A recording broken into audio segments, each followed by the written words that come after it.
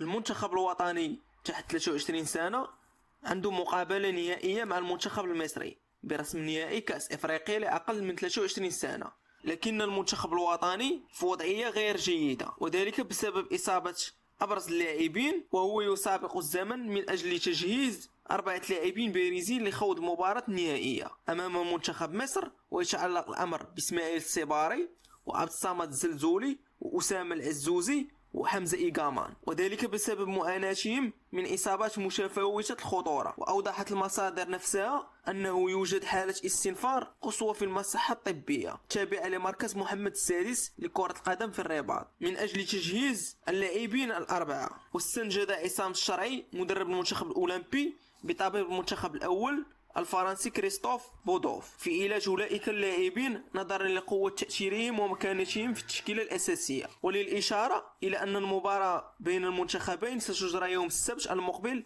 بداية من الساعة 9 ليلا على أرضية المجمع الرياضي الأمير مولاي عبد الله بمدينة الرباط.